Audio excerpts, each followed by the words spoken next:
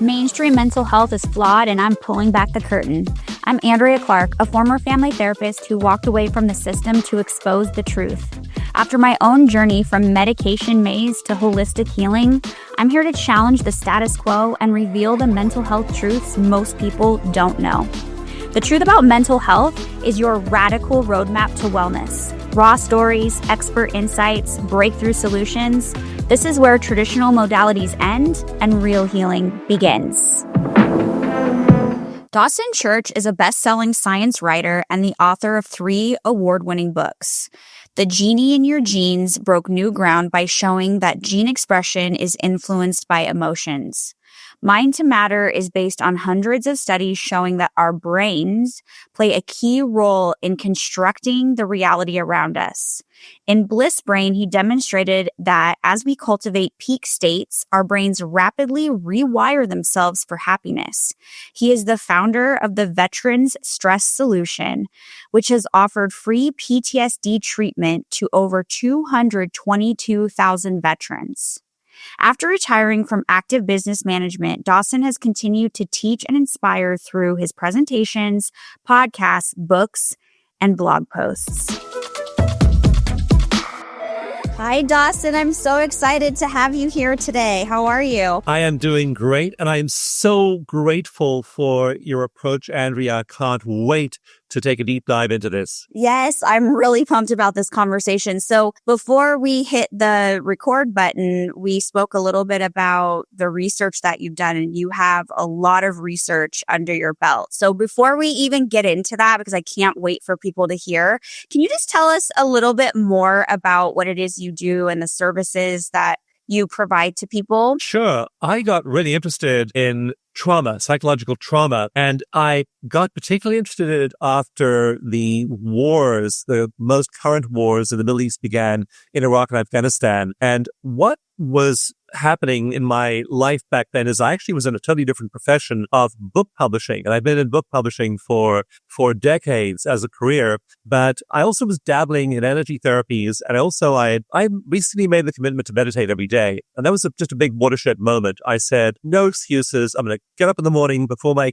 kids go to school. I'm going to meditate. So I was doing that, and I thought I was shifting as that happened. And I've been publishing mostly in the field of, I've been assisting people. I've been running publishing companies, and our main focus was alternative medicine. And so I began to look at some of these meditation studies and energy therapies, and I realized that these were potent therapies. And the very first studies were coming out showing they really affected people's lives. And then those early groups of veterans coming back from Iraq and Afghanistan with PTSD. So I had one psychotherapist friend who said to me, Dawson, I'm treating these veterans with energy therapies, and they're getting better in between 5 and 10 sessions. And I was like, no way.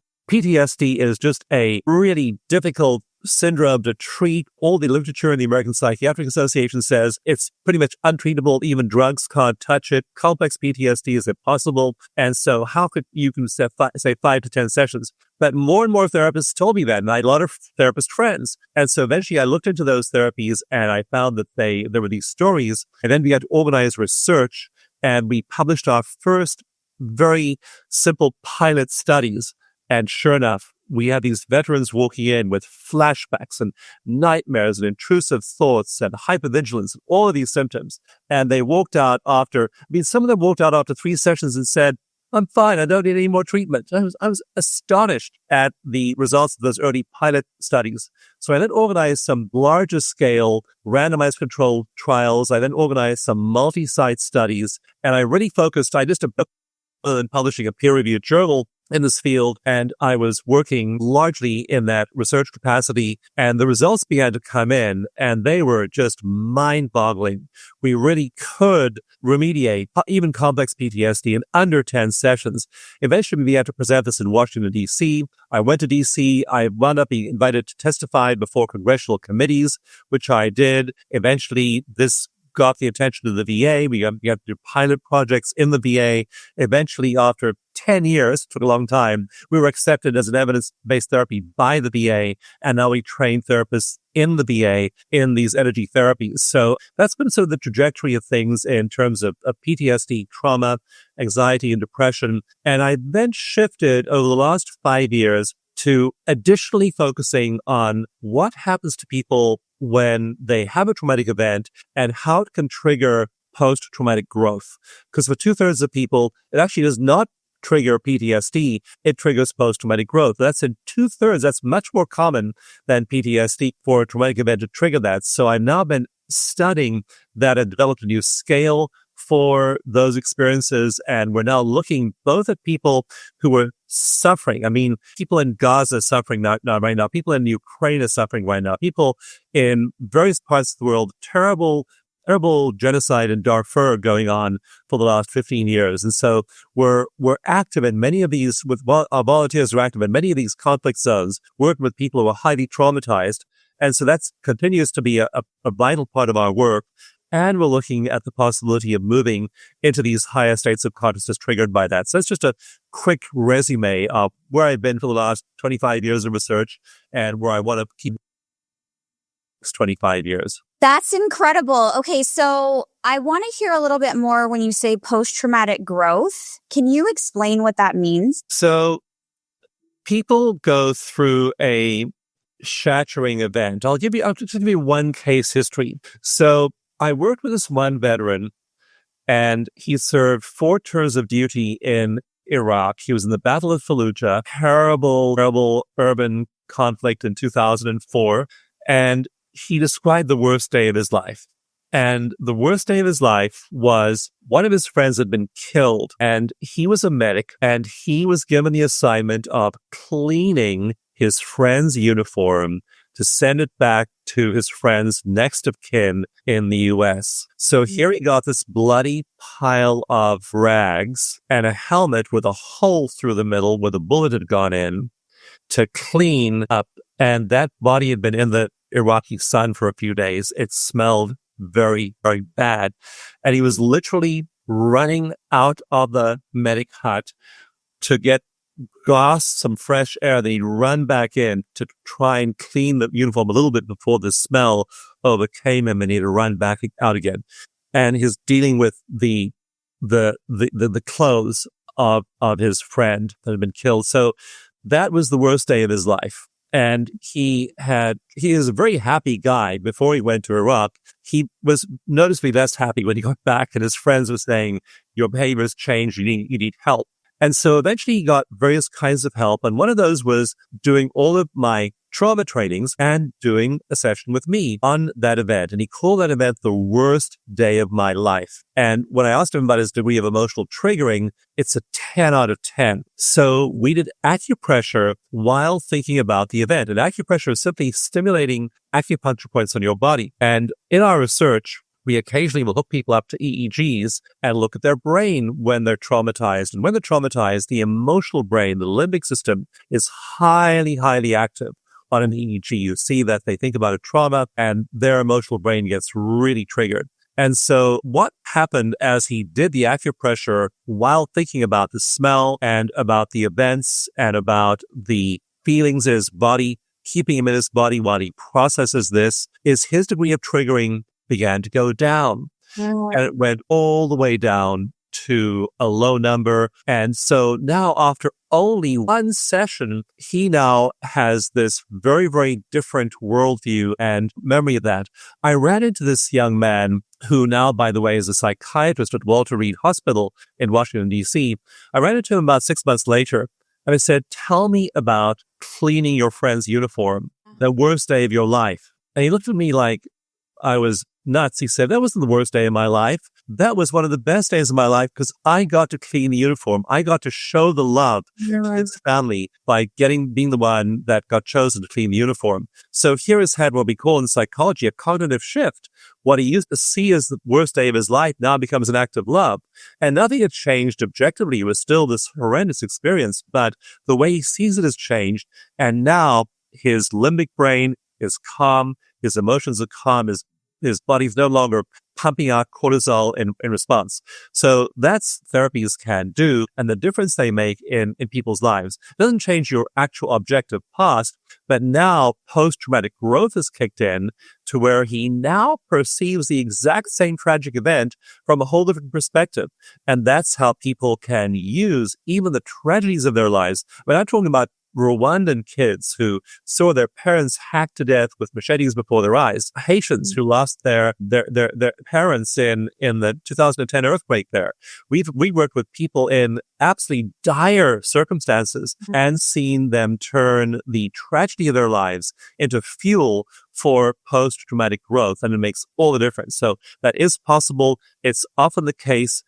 They often do need help to make that shift, but it is very possible. That's incredible. So I have a story because I've never heard post-traumatic growth before, which is interesting. I'm surprised I haven't, but I was sexually abused by my father and trafficked for the first probably 8 to 10 years of my life. And I have healed from energy work specifically. I mean, I've done a lot of different types of therapies, and the thing that really neutralized that for me, where I don't have an emotional or visceral response to a memory, is energy work specifically. Belief code, emotion code, body code. I don't know if you're nodding, and some other energy work. And now I don't have that response, and I can use my story to help others. Not just that story, but there's other things, but that story I can share to give people hope that they can heal after catastrophic things happen in their life, and they can still thrive and be mentally and emotionally well and be a successful, well-adjusted person and have joy and be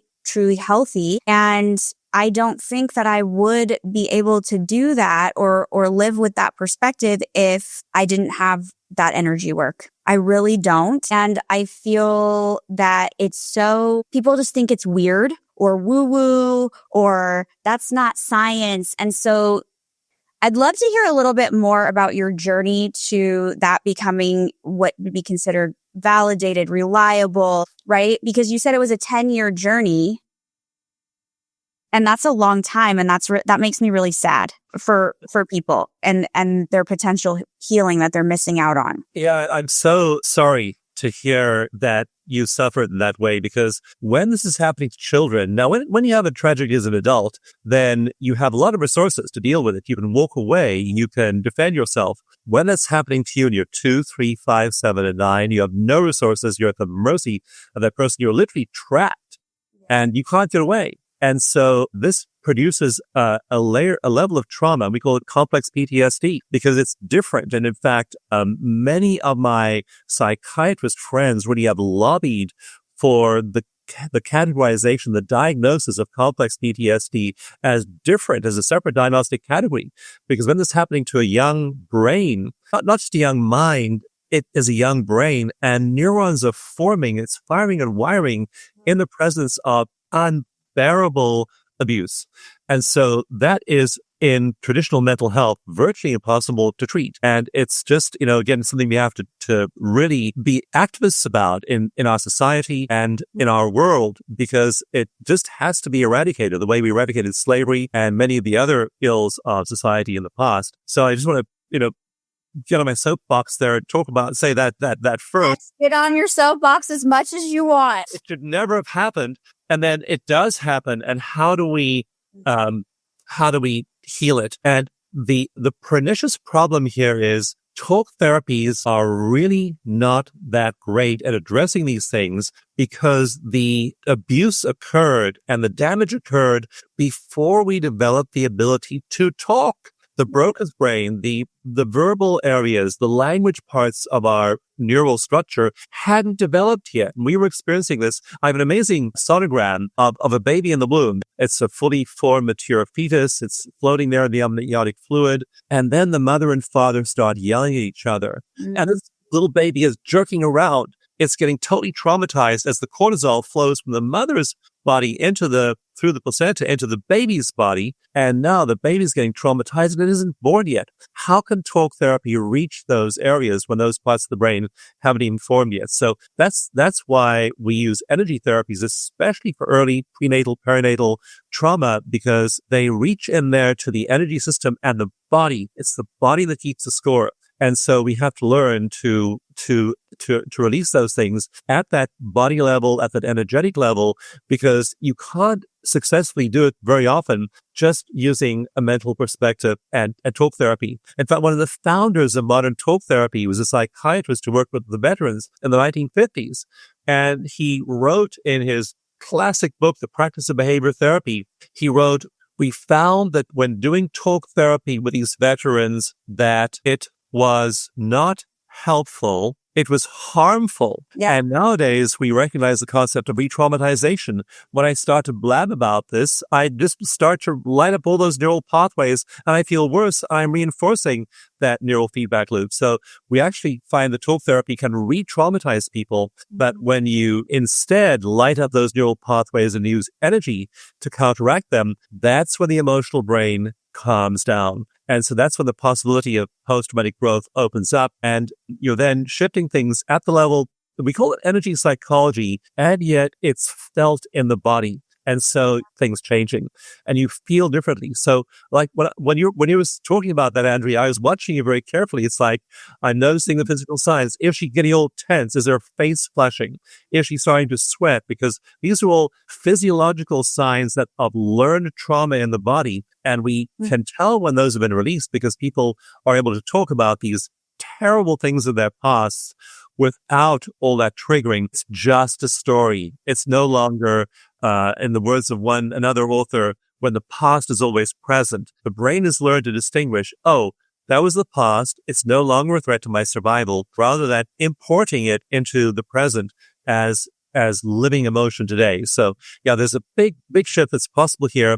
And energy therapies are able to accomplish this in a way in which conventional talk therapies are not. Yeah, it's crazy how neutralized it feels to me. You know what I mean? And so I try to explain it to people, and obviously I don't have the same knowledge that you have in how the science works. I mean, I know it on a basic level, but I even have had physical health issues reversed or neutralized or interrupted with this work, right? With releasing trauma and also with the energy work. And I'm wondering for people listening who maybe have never heard of this, or they've heard of it, but they think, oh, that's weird, or that's pseudoscience, or what?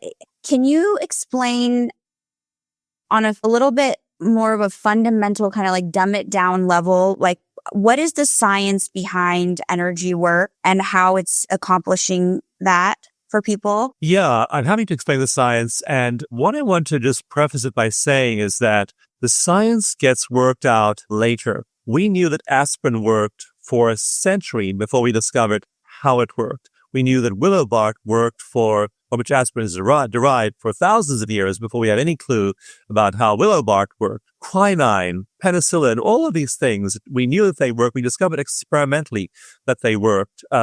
We discovered in the 1950s that if you feed sailors lemons and limes, they don't get scurvy. We had no idea what vitamin C was at that point. That was discovered until 2 centuries later. So we first of all make clinical observations, and then we develop a theory, we test it, and then we discover the mechanisms of action. And so we discover these things clinically first. And that's the way energy therapies were discovered. And like what I was using with that young soldier, tapping on acupressure points, called tapping on acupressure points. And clinicians have been realizing for thousands of years, the earliest texts of acupuncture are more than 2,000 years old.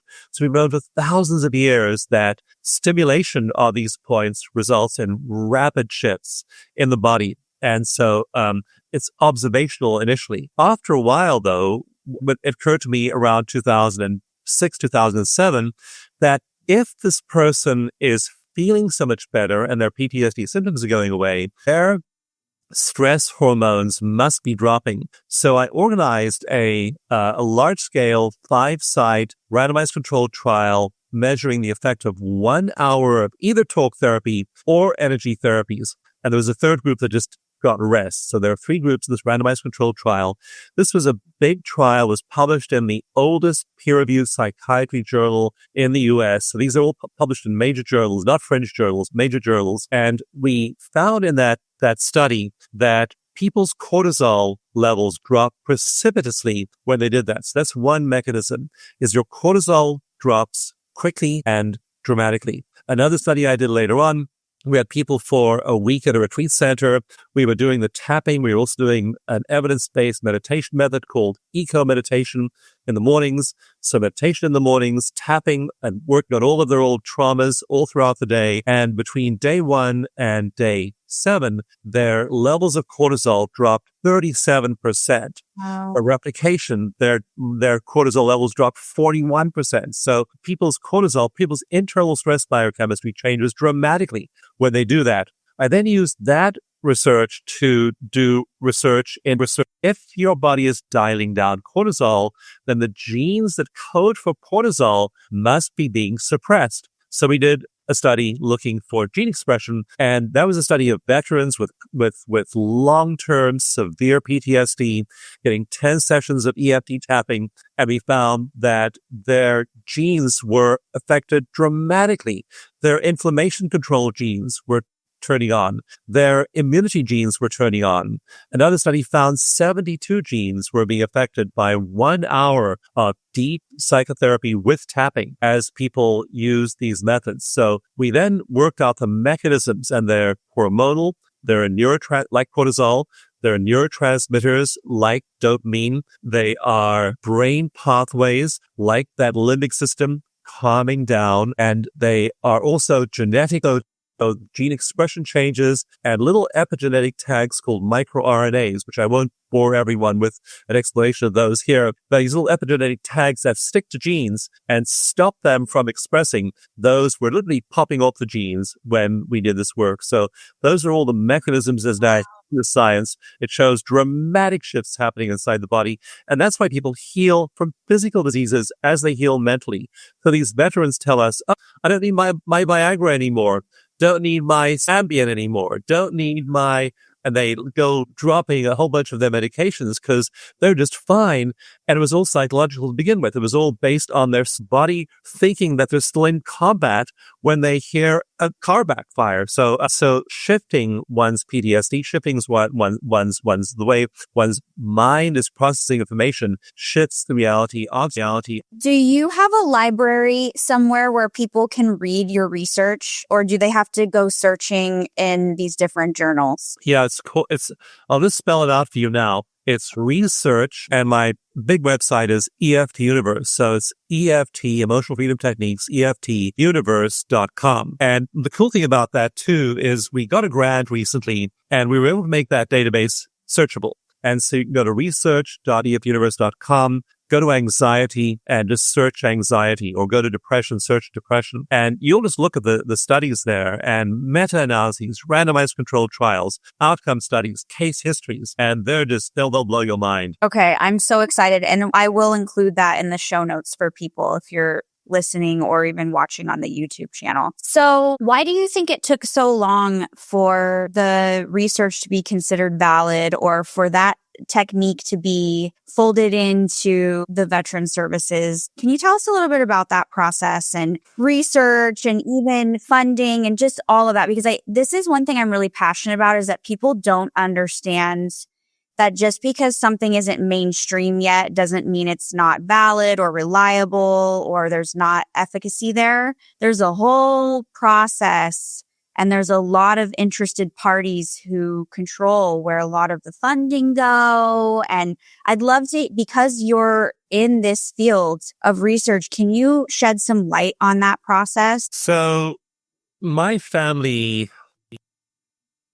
lived in England for a long time, and some of them went to Africa, some of them went to the US. And so we can trace our family going back hundreds of years. And a lot of them were mariners. They were sailors. And why was that cure for scurvy discovered in 1755?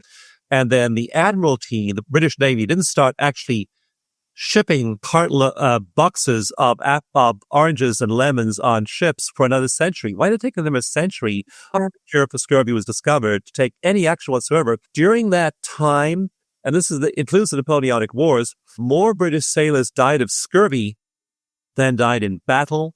Wow. And died of natural causes. I mean, they were just dropping from scurvy. And yet with this strong imperative to keep them well, the Admiralty did not implement this very simple of putting citrus on board their ships. I mean, why does it take so long? And I wrote a key paper with some friends and colleagues, and we looked at innovation in medicine. And we found, using U.S. government reports, that between new discovery, a new cure being discovered, and it getting to patients, the average lag time is 17 years. And of those new discoveries, only 1 in 5 ever makes it to patients. The other 4 are never implemented. And I say to people, imagine if I gave you a cell phone and say, Andrea, here's a cell phone. Yours free of charge, all yours. It's 17 years old, and only 1/5 of its functions are enabled. The rest, other 4 are disabled. I'd say, okay, thanks. I don't know, if I really want to use this. You throw it away. And yet we accept that with our bodies. We move to the hospital and we're willing to accept 1/5 of 17-year-old medicine. It's scandalous. And it should not be that way, especially when people, you know the reality of PTSD. I mean, these people who have PTSD, and there are, just veterans, there are about 1 million veterans in the U.S. with PTSD. They're suffering unbelievable torment. They can't sleep. Their bodies don't work properly. They're avoidant. They avoid family members. They avoid triggering situations. Their whole lives are wrapped around their need to avoid re-stimulating their trauma. And it just warps their lives. Their lives are a lot shorter. Veterans have way more heart disease, cancer, all the other things that kill people than those who haven't got PTSD. So in the face of this tragedy, that we as a society don't rush these cures into implementation is a scandal. But we don't. We're just really entrenched. And it's not like there's any big conspiracy by the drug companies or any big brother somewhere. It's that patients demand a pill. Patients want a quick fix. They walk in there to the doctor's office and they say, I have this issue. I have insomnia. And the doctor says, well, how about meditating? Which many doctors will tell you now is going to do more for you than any pill. And the patient says, I don't have time. I want Ambien. Give me the prescription. Or they have physical pain. Now, with EFT tapping, the research in that database at research.efuniverse.com shows that physical pain, even chronic pain, drops by 2/3 when you tap on acupressure points for about 15 minutes. 2/3 of your pain's gone. And people still say, give me the pill. So as a society, we're highly oriented to looking for the technological or material fix. And we're highly not oriented to saying, what can I do myself? Like for blood pressure. For blood pressure, if you just meditate, your blood pressure is likely to drop roughly by 10 points. If you meditate and tap, your blood pressure is likely to drop even more. If you meditate, tap, spend more time in nature, and you ground yourself, and then try energy therapies, and then have lots of social support, your blood pressure is going to drop even more. So it's not like you'll never need a pill for anything. You may need a prescription. But first of all, ask, what can I do? How do I shift my energy in this situation? And then when you start with the right question, you empower yourself. You go and find things you can do, change your lifestyle, and your happiness increases, your self-esteem increases. Then you may still need to go and get that prescription, but now you'll need a lot less of it than if you hadn't taken that materialist approach. Anxiety, mood swings, brain fog, hormonal chaos. Before you blame stress or just being a woman, have you checked your mineral levels? Minerals are the foundation of your mental health and hormones. Magnesium, zinc, copper, and iron control everything from your mood and energy to your cycle and stress response. But most women are walking around depleted, and they don't even know it. Here's the truth. Birth control, stress, and even pregnancy can drain your minerals, leaving you feeling anxious, exhausted, and out of balance. But no one's testing for it. When I got tested, I found several key minerals were significantly out of balance, even though I eat well and I take excellent care of myself. It was a wake-up call that changed everything for me and my health. You don't need to just deal with it. You need to get balanced. A simple at-home mineral test can give you real answers, so you can stop guessing and start healing at the root. Check out hormonehealingrd.com and use code MHM20 for $20 off your test today. You can also check the show notes for links and codes. So I just want to make sure I understand what you're saying is a huge reason these types of interventions are so slow to be integrated into the mental health or medical system is because patients are asking for medication or kind of quick fixes. And so it's almost what I'm hearing you say, and I could be wrong, it's almost as if those things go slower because it's not like there's a demand for it. Is that what I'm hearing? That's right. Yes. This is so interesting, but what do you think there's about this movement that's happening in the world of mental health and Western medicine where there's a lot of practitioners now and advocates coming out talking about all the other things that we can be doing to take our health and mental health and healing into our own hands and that we don't need to run to a pill right away. There's probably 10, 20 other things that will get us 98% to even a lot of times 100% of the way before we ever need to consider a pill. Do you think that will create a shift over time? What do you think about this movement that's happening? I think that we're a society in crisis in many ways. We certainly are in an ecological crisis. We're in a global warming crisis. We're in a crisis of inequality, wealth inequality, social inequality, inequality. There are all kinds of issues that need to be addressed in our society. Winston Churchill once said, "Never let a good crisis go to waste."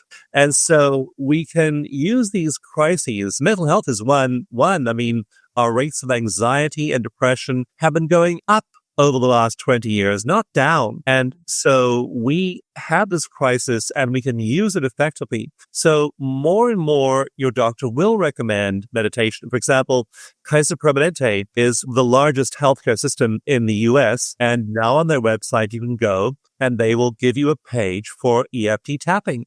And they'll recommend you tap if you have anxiety. So will the National Health Service in the UK. So your therapist, your doctor is more likely to recommend these things than he or she was. But we're still very materialistic in our way of thinking. And it's going to take an old generation dying out and a new generation arising that is familiar with these things, that is using them for that model to change. So it's a generational thing. The other thing that is accelerating the trend is personalized medicine. Now I can go and spit in a cup, mail it off to a lab, get the result back and have my genome read and then get interventions that work for my gene expression. Yes. And that is a massive difference. And now we'll be able to test me, for example, and say, go to a Qigong class, spit in the cup again. Okay, now do a yoga class, spit in the cup again. We'll say, interesting thing about you, your body really responds well to Qigong. When you do yoga, you get stressed. Wow, who knew? So now we're entering a period where we can start to actually test people and figure out what works for them personally, and that's personalized medicine. You'll see this phrase, personalized medicine, cropping up more and more and more. But you and I and you don't need the genetic test always. It's useful sometimes. What you need as your own internal test is how well you feel. What's your energy level like? How happy are you? Does your heart just burst with compassion and love and joy, or are you dragging yourself through the world with low energy and a feeling of doom? So how well do you feel? I can tell you, when you start to enter these states that meditation puts you in, I have a book called Spiritual Intelligence, and it's all about our ability as individual consciousness to become one with transcendent consciousness. And when you start to do that, do it on a regular basis, first of all, I did a randomized controlled trial showing your brain begins to change in 30 days. We can pick up anatomical and structural and functional changes in your brain in 1 month of doing meditation. So Now you're entering these transcendent states, you're activating spiritual intelligence, and you are tapping into this source of consciousness greater than yourself. You start to feel better. Your life starts to get better. And after a little while of doing this, you start to feel wonderful. And then when we test people who've been doing it for more than a month, for a year, 5 years, 10 years, their brains are much healthier. Their cells are much younger. A gap opens up between their biological age and their chronological age. Some of them are 10 years younger biologically. Their cells are 10 years younger than what the calendar would suggest. So this gap opens up between biological and chronological age. In the case of meditators, that can be 10 years or more. And we can measure this through all kinds of elaborate mechanisms, but just feeling good. Do things that make you feel loved, compassionate, kind, cared for, safe, secure, and do those regularly, and your body really responds. Change your energy and the material part of your body, your cells start to shift. So yeah, we can prove these things now with all of these elaborate scientific tests, and you're carrying around your own unscientific personal test in the form of how good you feel. Yes. What I love about this too is that these are free things. These aren't things that you have to pay for. It really takes your time. That's what it takes. And so, because I'm an advocate online, and sometimes people will say, well, I don't have the money for that. I say, I have a list of 20 things you can do that don't cost any money. They do cost your time, right? And if you're willing to give some time, you will see astronomical shifts just with these basic things that are your birthright. And I've seen this happen with a lot of people, even in my own life, grounding and first sunlight, and just some very basic things that have shifted how I feel and my mental health and my energy levels and the depth and restfulness of my sleep. I mean, these things are very fundamental. It's not anything crazy. And so I love that you have this library of research. I'm going to go today and devour it all. I mentioned two things. So again, that sleep and energy levels. If you have high energy levels and are getting great high quality sleep, you're going to perform better. And so you're going to have more hours in your day. And the other thing I have a chapter on in spiritual intelligence. Chapter 5 is called Enlightenment Without Spirituality. And in it, I report several different studies. And what we find is that people who are entering these transcendent states, who are healing their trauma and then entering those states of cosmic connection. I did one study, and we looked at people doing meditation, doing this very special meditation called eco meditation. That's super easy, evidence-based, lots of research. That's the one that changes your brain in 30 days. Mm-hmm. So we looked at people's productivity after the 30 days, and they, in effect, had gained 1 extra day a week. They were 20% more productive than they had been before they learned meditation. In 1 month, they were so much more productive, they'd gained an extra day a week. So when I hear people say to me, I don't have time to meditate, I tell them, you don't have time not to meditate. You're robbing yourself. That's what I was thinking. Like, I want an extra day in the week. Yeah, you really don't. I mean, that's incredible to me. Wow. Is this something, eco meditation, is this something you created or something you stumbled upon? Something I created to do research on in 2009. And it's just a composite of several evidence-based methods, like tapping, like heart coherent breathing, like open focus. There are several different research proven methods. You stack on top of each other. They take 5 minutes to do all of them.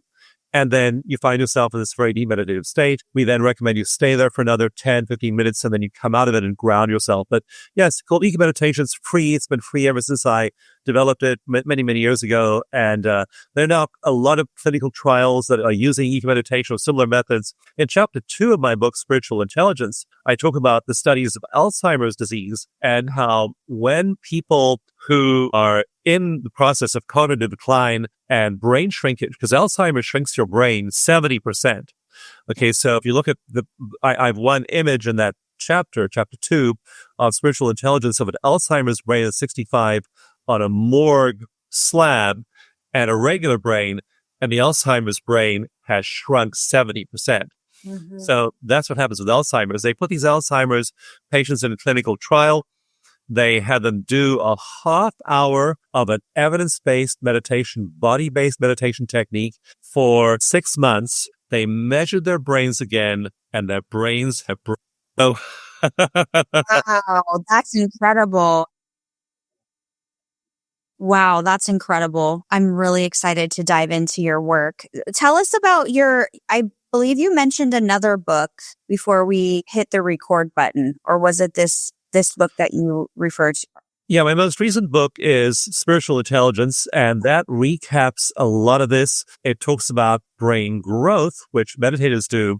It talks about brain shrinkage, like those Alzheimer's patients had, and it shows you how to stimulate your own brain growth in several key regions, and then how you become much happier, much healthier, the effects it has on gene expression, on longevity. Longevity effects of a great lifestyle are dramatic. A recent U.S. government study published, I think in February of 2025, a very, very recent study, looked at people with great lifestyle habits, people with poor ones, and the lifespan difference between the two groups was 24 years. 24 years in good lifestyle habits lived 24 years longer than the group that was eating McDonald's and French fries and drinking beer. So I'm thinking negative thoughts. So yeah, you want to do this stuff. And so Spiritual Intelligence really recaps all of these key ideas. And then my earlier books are also, each one talks about a different thing. The Genie in Your Genes is all about gene expression. Mind to Matter is how our brains create the material reality around us. Bliss Brain is about elevated mental states. And then Spiritual Intelligence is about developing our brains to function this way, growing them in that way, and again, preventing that brain loss and shrinkage, and then just fully maximizing our human potential as we connect with those transcendent states. That's incredible. So we will link that book in the show notes as well. I'm really excited. I'm going to run out and get it after we're done here. Do you have any final thoughts for people listening in? Do you suggest that they start meditation? That's where they should start. If there's somebody who historically has said, I'm so busy, I'm so overwhelmed. I know I need to make change, but it's just, I don't have the time, right? There's a lot of that in this world. And would you say start with the meditation, or would you say start with something else and then work towards the meditation? That's a good question. And you rescued yourself, essentially, Andrew. You did things that shifted your life dramatically. And so that is what you want to do, is you want to take responsibility for your life, really do the things you can do. And meditation is something that a guided meditation, anyone can do. It's hard to do unguided meditation, but a guided meditation, like eco meditation. If you do eco meditation every morning, at the start of every day, you frame your day for well-being. So I think that's the baseline, is to start the day with that positive mindset. Also, don't look at your phone. Don't look at your phone early in the day. Look at it by all means later on in the day after you've meditated and given yourself that positive mindset. But then you have the resilience to deal with whatever your phone brings you. First, meditate. And then I tap. I tap usually in the morning. If anything annoys me or knocks me off my game during the day, I'll do some tapping. Tapping takes 1 minute. It's really a quick way to regulate yourself. Time in nature is very powerful. So even research has shown that if you live in New York City, and the best you can do is walk over to the neighborhood church and touch a tree, that you'll produce much of the epigenetic effect that you would from being out in the middle of the forest. So time in nature is really important. Act with love. Act with compassion. Research shows that compassion remodels your brain for growth and for longevity quicker than anything else. I mean, it just absolutely beats every other method in terms of very, very quick neuroplastic remodeling of the brain. Act with compassion before you speak to people. Like if you feel annoyed or irritated or triggered, just take a deep breath, find your heart. If people have annoyed you, like this week, actually this month, I had somebody who did something for me. He just forgot to do something that he was supposed to do. And it really affected my world in a very negative way. And so I've been, wondering whether to pick up the phone and give him a blast or scream and yell at him, or whether to send him a snarky email. And then after just being in my heart for a few days, I realized he's doing his best. I don't like the people who are making war and hurting other people. Am I going to make war on somebody who I perceive has hurt me? So finding a way of moving into that compassion, even if somebody has wronged you, and they may have really wronged you. And if you, like, spiritual intelligence begins with the story of Anthony Ray Hinton, a black man who was unjustly accused and wrongfully imprisoned in solitary confinement for 30 years in Alabama. 30 years. He was locked up in a 5x7 cell by a prosecutor and an attorney general who were determined to keep him there and refused to hear pleas, even from his prison guards telling that he was innocent. And then eventually he was freed, and he was asked on 60 Minutes, aren't you angry at the people who imprisoned you unjustly for 30 years? And he said, they took away 30 years of my life. If I was angry at them, I would be taking away the rest of my life. And he's one of those shining examples of spiritual intelligence. So find the compassion in you, even for those who have hurt you and wronged you, because if you hold them in anger, you're just going to hurt yourself. And so find compassion. And half the time it's unintentional. Even if it's intentional, just find the compassion, even for those people in the world who are doing those ugly things. So those are all principles we can live by. Again, you're right. They're all free. They're all under our control, and they radically transform our life, our health, our longevity, and our bodies. Yes. Okay. This is so exciting. I'm so excited for people to hear all of this. Okay. I'm so grateful for you, and I can't wait to go devour all of your research and your website and your resources. I'm assuming, do you give public talks and things like that? Yeah, we have classes on Zoom. I teach at places like Omega Institute. So I do some public events in person. We do tons of classes on Zoom. We have tons of free stuff on Zoom every week, every month as well. We have something called Tapping Tuesdays, where we work through people's issues with them free on our Zoom channel. We have all kinds of things. You'll find them all through the links that you'll have there in the show notes. Again, go to Spiritual Intelligence Book and get the book, and then click on some of the links above. You'll find access to all of those many free resources, as well as paid ones. Like, we recommend people get a clinical EFT practitioner, work with that person, really go deal with their childhood trauma. It's not going to go away if you don't do something about it. So you have to take concrete action and really address it. It does not heal if it isn't worked with. So we recommend you have a practitioner, you work through it constantly and deliberately, and then free yourself of that for the rest of your life. And all of those links are available through the book link. Okay, beautiful. Thank you so much. I'm so grateful to you. This was an incredible conversation. And the work you're doing is just phenomenal. And I love that you provide so many free resources in addition to your paid resources. So thank you for everything you're doing for our humanity and for our society and for people's healing. And I really appreciate you taking time to be here with me today. It is an absolute joy, Andrea. Thanks for having me. Thank you. I am eternally grateful you tuned into The Truth About Mental Health.